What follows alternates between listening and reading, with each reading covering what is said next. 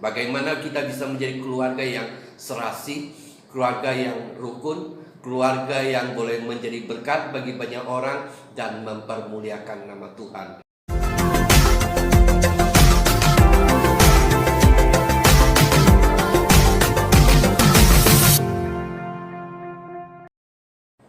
Salam sejahtera dalam kasih Tuhan kita Yesus Kristus. Hari ini saya akan mengajak kita untuk melihat satu bagian firman Tuhan yang terambil dari Efesus pasal yang kelima ayat 15 sampai 21. Demikian firman Tuhan. Karena itu perhatikanlah dengan seksama bagaimana kamu hidup. Janganlah seperti orang bebal tetapi seperti orang arif. Dan pergunakanlah waktu yang ada karena hari-hari ini adalah jahat. Sebab itu janganlah kamu bodoh, tetapi usahakanlah supaya kamu mengerti kehendak Tuhan. Dan janganlah kamu mabuk anggur, karena anggur menimbulkan hawa nafsu, tetapi hendaklah kamu penuh dengan roh. Dan berkata-katalah seorang kepada yang lain dalam mazmur, kidung puji-pujian, dan nyanyian rohani. Bernyanyilah dan bersoraklah bagi Tuhan dengan segenap hati. Ucaplah syukur senantiasa atas segala sesuatu dalam nama Tuhan kita Yesus Kristus kepada Allah dan Bapa kita, dan rendahkanlah dirimu seorang kepada yang lain di dalam takut akan Kristus. Hari ini firman Tuhan saya beri tema keluarga yang serasi. Bagaimana kita bisa menjadi keluarga yang serasi, keluarga yang rukun, keluarga yang boleh menjadi berkat bagi banyak orang dan mempermuliakan nama Tuhan. Dan saya landaskannya berdasarkan Efesus pasal 5 ayat 15 sampai 21. Firman Tuhan katakan, karena itu perhatikanlah dengan seksama bagaimana kamu hidup. Jangan seperti orang bebal, tetapi seperti orang arif. Orang bebal itu seperti apa dan orang arif itu seperti apa? Orang bebal di sini bukan bicara tentang orang bodoh yang mungkin pendidikannya tidak tinggi atau tidak terlalu tinggi. Bukan bicara itu. Dan orang arif juga bukan bicara tentang orang yang pintar, yang punya pengetahuan yang banyak, yang pendidikannya tinggi. Bukan bicara tentang itu. Karena kalau kita melihat kenyataan di dalam dunia ini, ada orang yang dianggap bodoh, yang tidak berpendidikan tinggi, yang dalam kehidupannya kita dapatkan mereka bisa membina keluarga yang serasi, keluarga yang rukun, keluarga yang harmonis, yang boleh menjadi berkat bagi banyak orang dan memberkati hidup mereka untuk mempermuliakan nama Tuhan. Sebaliknya, ada orang yang mungkin kita dapatkan dia punya pendidikan yang tinggi, S1, S2, mungkin S3. Kita dapatkan ada keluarga yang punya pendidikan seperti ini, yang dalam kehidupan keluarganya kita dapatkan kehidupan keluarga yang tidak rukun, tidak harmonis, yang dalam kehidupan mereka ada banyak masalah yang tidak mereka dapat selesaikan, dan masalah itu akhirnya bertumpuk yang membuat akhirnya mereka berpisah satu dengan yang lainnya. Oleh sebab ini, kalau firman Tuhan katakan, hendaklah engkau jangan seperti orang bebal, tetapi seperti orang arif. Orang bebal di sini bukan bicara tentang orang yang tidak berpendidikan. Bisa saja orang bebal di sini adalah orang yang berpendidikan. Tapi kalau firman Tuhan bicara tentang jangan seperti orang bebal, tetapi seperti orang arif.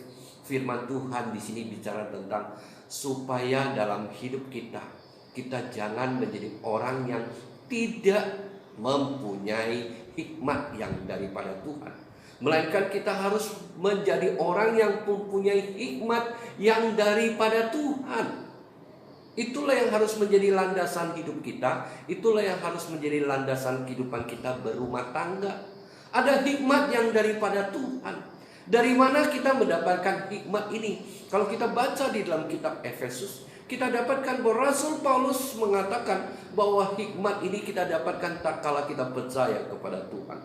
Bahkan Rasul Paulus dia juga berdoa untuk jemaat di Efesus mendapatkan hikmat daripada Tuhan. Dan di dalam kitab Yakobus mengatakan supaya kalau kita kekurangan hikmat, kita minta kepada Tuhan. Jadi dari sini kita dapatkan, untuk mendapatkan hikmat yang daripada Tuhan, kita harus menjadi orang yang percaya. Ada hati yang takut akan Tuhan, karena permulaan hikmat adalah takut akan Tuhan. ada di dalam hidup mereka. Harus ada takut akan Tuhan dalam hidup mereka. Takut akan Tuhan yang membuat dia menjauhi kejahatan dan dosa. Takut akan Tuhan yang membuat dia semakin dekat dengan Tuhan. Dan dalam dekat dengan Tuhan dan semakin mengenal Tuhan, dia boleh semakin mengasihi Tuhan dalam hidupnya. Ada hikmat yang daripada Tuhan. Dan dari sini pun kita dapat pelajari bahwa hikmat yang daripada Tuhan ini bukanlah sesuatu yang diberikan sekali untuk selama-lamanya penuh dalam hidup orang itu. Bukan seperti itu. Tapi hikmat itu diberi, itu harus dipertahankan senantiasa dalam hidupnya. Bahkan jikalau dia kekurangan hikmat, dia harus meminta kepada Allah. Dengan kata lain, untuk kita selalu ada hikmat yang daripada Tuhan, kita harus senantiasa ada takut akan Tuhan, mendekatkan diri pada Tuhan. Tentu semuanya dilandaskan iman percaya kita kepada Tuhan kita, Yesus Kristus. Untuk supaya ada iman itu di dalam hati kita, dan kemudian iman itu boleh senantiasa menetap dan bertambah di dalamnya, kita harus dekat dengan Tuhan. Dan juga bagaimana kita merenungkan firman Tuhan itu di dalam hidup kita. Dan firman Tuhan itulah yang menambah-nambahkan hikmat dalam kehidupan kita. Karena di dalam 2 Timotius 3 ayat 16, firman Tuhan mengingatkan bahwa firman Tuhan yang diilhami oleh Allah itu adalah untuk mengajar, untuk mengingatkan kesalahan kita, untuk memimpin kita dalam kebenaran, dan bagaimana menuntun kita dalam seluruh kehidupan kita. Jadi kita perlu hikmat yang seperti itu. Dan firman Tuhan katakan, perhatikanlah dengan seksama bagaimana kamu hidup. Firman Tuhan katakan, perhatikanlah dengan seksama. Dengan kata lain, kita disuruh meneliti kehidupan kita, mengevaluasi kehidupan kita. Bagaimana kita hidup di dalam kehidupan kita, bagaimana kita menjalani kehidupan rumah tangga kita, di dalam kita menjalani kehidupan keluarga kita, supaya kita boleh mendapatkan keluarga yang serasi. Firman Tuhan katakan, perhatikan dengan sesama, teliti, evaluasi. Tapi harus diingat bahwa kita mengevaluasi, kita meneliti bagaimana kita menjalani hidup kita, menjalani kehidupan rumah tangga kita, bukan dengan kepintaran kita semata, bukan dengan kebijaksanaan kita semata, bukan dengan kebenaran kita semata, tapi semuanya harus dilandaskan hikmat yang daripada Tuhan. Yang semuanya harus dilandaskan oleh firman Tuhan, dilandaskan dengan hati yang takut akan Tuhan. Kalau kita melandaskannya dengan kepintaran dan kebijaksanaan, apalagi kebenaran kita sendiri, maka kita akan cenderung melakukan tindakan yang salah. Karena seringkali manusia ada kecenderungan untuk membenarkan dirinya sendiri. Oleh sebab itu dia perlu dekat dengan Tuhan. Dia perlu dituntun oleh firman Tuhan, supaya ada landasan hikmat yang daripada Tuhan untuk dia memperhatikan bagaimana hidupnya, bagaimana dia menjalani kehidupan rumah tangganya, sehingga dia dapat memperbaikinya apa yang salah, mempertambah apa yang sudah benar, untuk kemudian semakin diteguhkan di dalamnya dan sebagainya. Kita perlu itu semua. Kita perlu sekali-sekala dalam hidup kita memperhatikan dengan sesama, mengevaluasi kembali, tetapi bukan dengan kepintaran kita, bukan dengan kebijaksanaan kita semata, tetapi dengan hikmat yang daripada Tuhan, yang dilandaskan hati yang takut akan Tuhan, dilandaskan sesuai dengan firman Tuhan. Dan lebih jauh lagi, firman Tuhan mengajak kita bagaimana kita boleh hidup menjadi satu keluarga yang serasi. Ada tindakan-tindakan praktis yang harus kita jalani dalam hidup kita. Yang pertama kita dapatkan firman Tuhan katakan adalah, pergunakanlah waktu yang ada, karena hari-hari ini adalah jahat, firman Tuhan katakan. Tak kalau firman Tuhan katakan hari-hari ini jahat, firman Tuhan tidak bermaksud mengatakan ada hari yang jahat, ada hari yang baik. Seperti kepercayaan-kepercayaan orang yang percaya akan takyul. Ada hari yang baik dia bisa mulai usaha, mulai pekerjaan, mulai melakukan mungkin menikahkan anaknya dan sebagainya. Bukan itu. Kalau seperti itu justru kita harus jauhi, karena itu ada hal-hal yang bersifat takyul.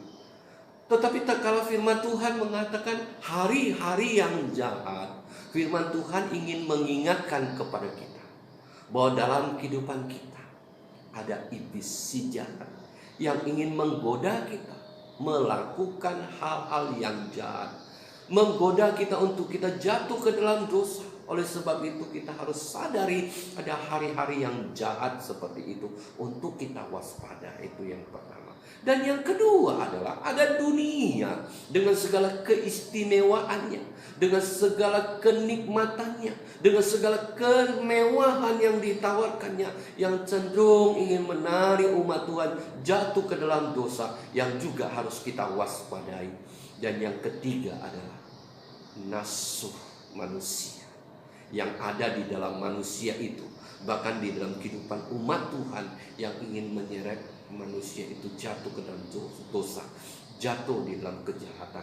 Oleh sebab itu firman Tuhan katakan, jaga, ada hari-hari yang jahat. Oleh sebab itu pergunakanlah waktumu, firman Tuhan katakan. Dengan cara itulah kita mengantisipasi hari-hari yang jahat. Itu firman Tuhan katakan, pergunakanlah waktu yang ada.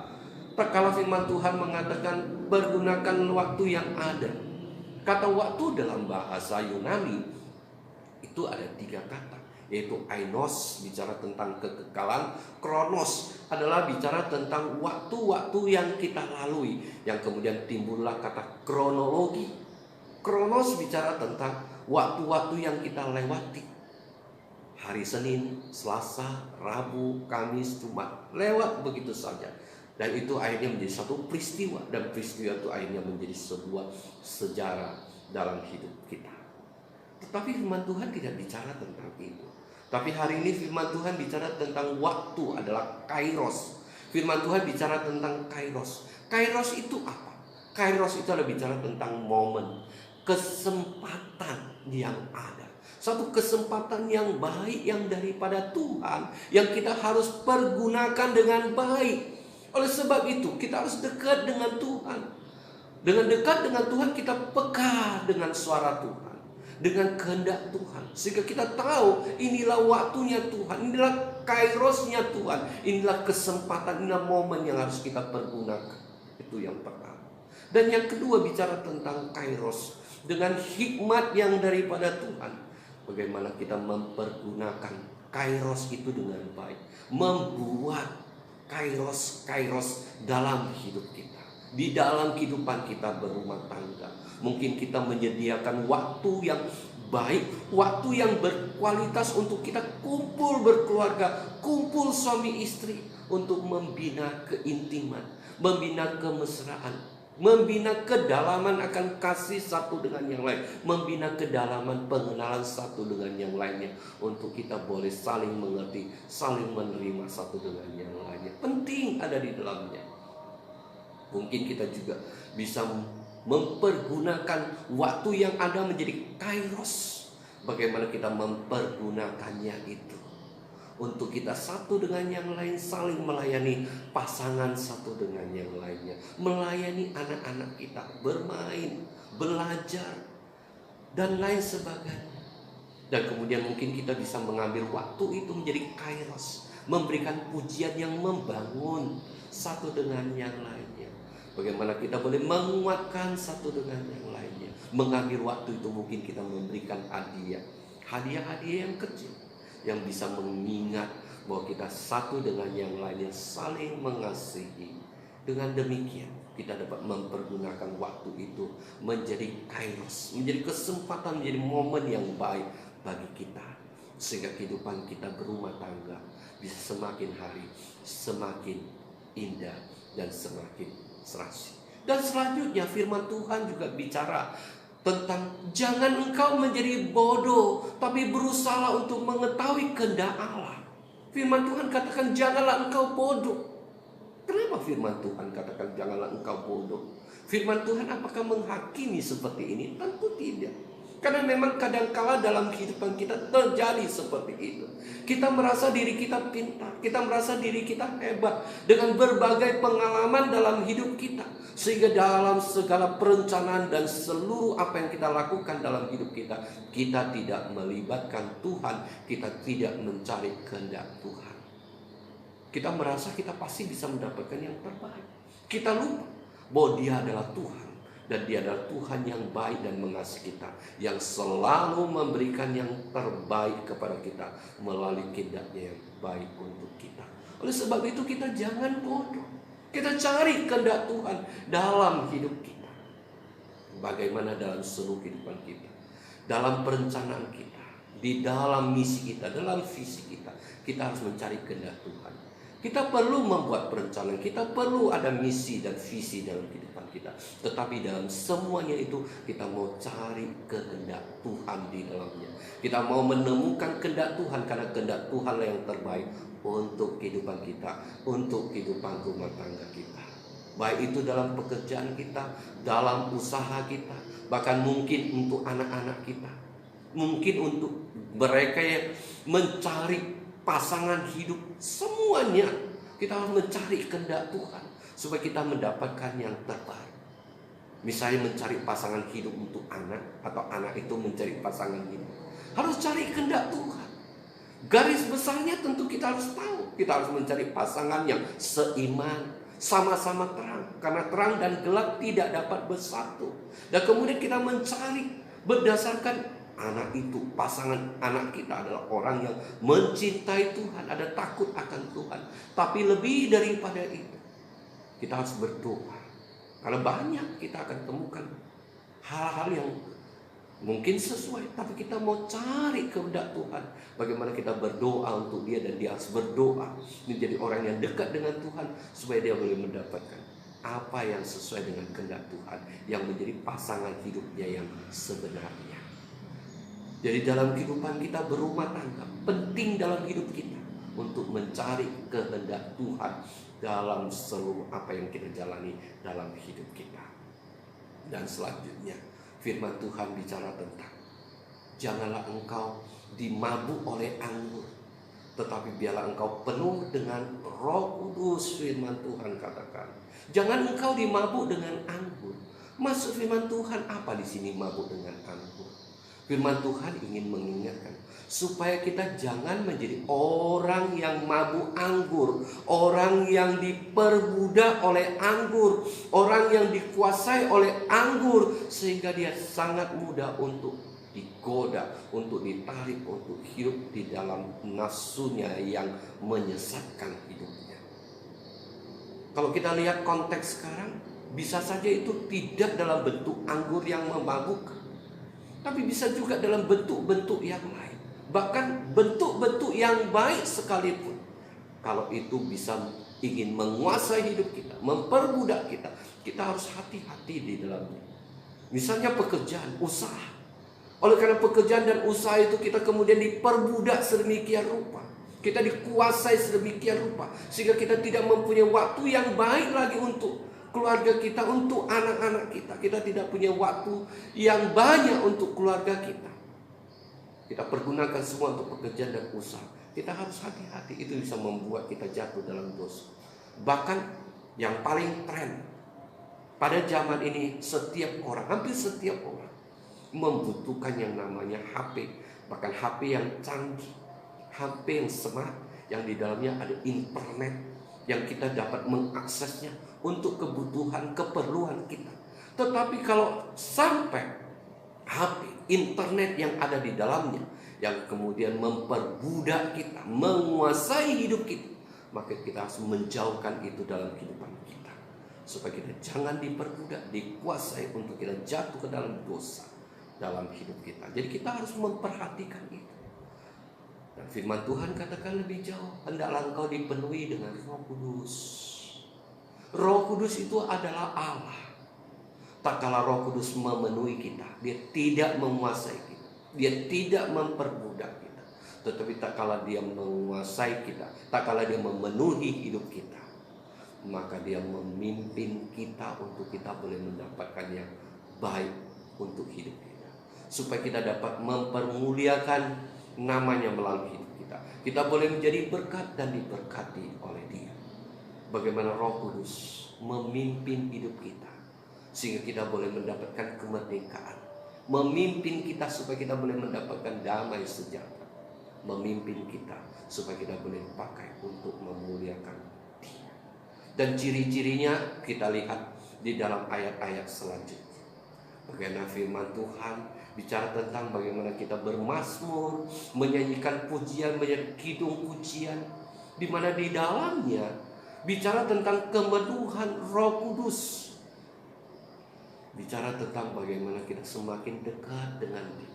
Ada kehidupan rohani yang terjadi dalam seluruh kehidupan kita, di mana melaluinya kita menyembah, memuji Tuhan dengan sungguh. Melalui mazmur, melalui kidung pujian itu menjadi kesaksian hidup kita. Melalui itu semua kita mempermuliakan namanya. Bagaimana kita dipenuhi Roh Kudus? Sekali lagi, bukan kita dikuasai, bukan kita diperbudak, tetapi kita dipimpinnya untuk mendapatkan yang terbaik. Kita dipimpinnya untuk dipakai mempermuliakan namanya. Kita dipimpinnya untuk menjadi berkat dan diberkati oleh Tuhan. Dan selanjutnya firman Tuhan bicara tentang bagaimana kita harus senantiasa bersyukur kepada Tuhan, dan rendahkanlah satu dengan yang lainnya di dalam takut akan Kristus. Kenapa kita bersyukur kepada Tuhan? Membawa kita menyadari benar bahwa Tuhan kita Yesus selalu memberikan yang terbaik bagi kita. Bahkan hal-hal yang kita rasakan tidak baik sekalipun, ada rencana yang terbaik yang Tuhan pasti akan berikan pada kita, sehingga kita senantiasa bersyukur kepada Dia. Dan kenapa kita merendahkan diri satu dengan yang lainnya? Satu dengannya saling merendahkan diri untuk memuliakan nama Tuhan. Kenapa? Karena kita sadari apa yang kita punya, apa yang kita miliki saat ini, semuanya itu adalah daripada Dia. Tak kala kita merendahkan diri, bukan kita merendahkan diri menjadi orang rendahan, bukan juga menjadi orang yang minderan, bukan. Tapi bagaimana dalam kehidupan kita ada rasa syukur, terima kasih, kita merendahkan diri untuk Tuhan Yesus di Kristus dipermuliakan, dan kita lakukan itu. Ada hati yang takut akan Tuhan, ada hati yang mengasihi Tuhan, supaya namanya ditinggikan dan dimuliakan dalam kehidupan kita, juga di dalam kehidupan kita berumah tangga. Maka dengan landasan-landasan seperti inilah kita mendapatkan kehidupan kita yang diberkati Tuhan. Keluarga kita bisa menjadi keluarga yang serasi, yang bisa menjadi berkat dan memuliakan